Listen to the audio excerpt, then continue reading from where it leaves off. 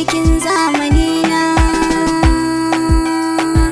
Ni gyara haba 'yan uwana.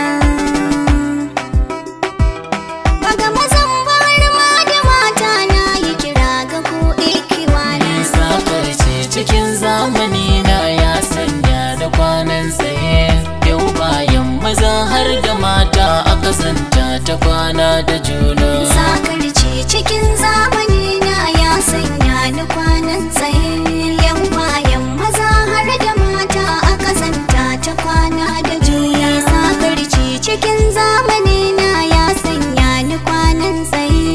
Yau bayan maza har da mata aka zanta ta kwana da juna.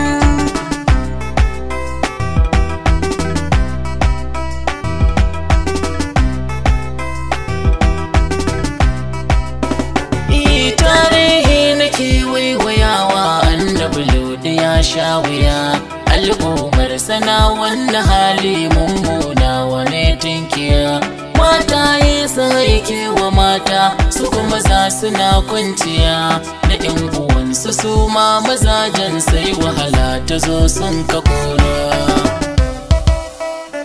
Akwai hikima ta Allah da ya sa ya halice mu maza da mata. Rijali na buƙatar nisa'u haka nan rabbana yau hukunta. Nisa'u ma buƙatar suna ga rijali a haka amman nagata. Sai dai a rijali ƙawamu na ala nisa'i in ji rabbana. Sakarci cikin zamani na ya sanya ni kwanan tsaye. Yan bayan maza har da mata aka zanta ta kwana da juna. A wancan lokacin ba ni mantawa ladabi kwarai ba sai al'ummar da ke wanga karni matan ba su yin laulaye. Mazajen ba su burge su mata su ma ba su yin ra'ayi. Kafin su ba ai al'ummar da suka yi hakan ba ne asali. Gargaɗi tun da Allah baya so ba su kula ba. Azaba za ta zo masu sai suka nuna san ba su aminta ba. Allah ne ya turo da mala'iku na san ba su sani ba.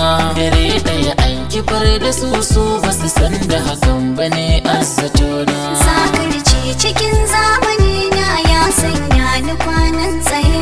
Yan bayan maza har da mata aka zanta ta kwana da juna. Dalili ɗaya ne ya sanya Allahu ya sa aka kifar da su. Wannan zamanin laifukan da muke yi sun